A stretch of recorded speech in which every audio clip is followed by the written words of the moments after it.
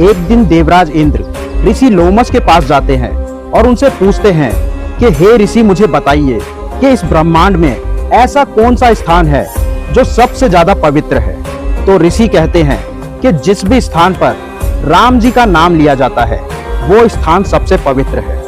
तो ऐसे ऋषि लोमस जो परम ज्ञानी थे, जिनके पास सूर्य सा तेज था और जिनके पास देवता भी अपने प्रश्न लेकर आते थे, वो अपने आश्रम में बच्चों को वेद और शास्त्रों की शिक्षा देते थे। एक दिन जब वो अपने आश्रम में बच्चों को शिक्षा दे रहे थे तो उनका एक शिष्य भुसुंडी बार बार उनसे प्रश्न पूछ रहे थे। शुरुआत में ऋषि उनके प्रश्नों के उत्तर देते रहे, लेकिन जब भुसुंडी लगातार अपने प्रश्न दोहराने लगते हैं तो ऋषि लोमस के अध्ययन में बाधा आती है। तो ऋषि लोमस उनको श्राप दे देते हैं कि तुम एक कौवा बनकर अनंत युगों तक ब्रह्मांड में भटकोगे।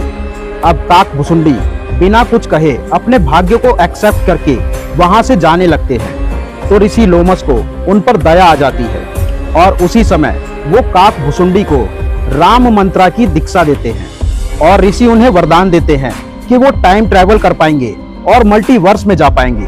और आज तक काक भुसुंडी जी ने रामायण को 11 बार होते हुए देखा है और महाभारत को 16 बार। वो ब्रह्मांड के हर एक रहस्य के साक्षी हैं। उनका श्राप वरदान में बदला। उन्होंने काल को पार किया, युगों को बदलते हुए देखा, राजा को याचक बनते देखा और दरिद्र को राजा बनते देखा, देवताओं को पतित होते देखा और पतितों को दिव्य बनते हुए देखा।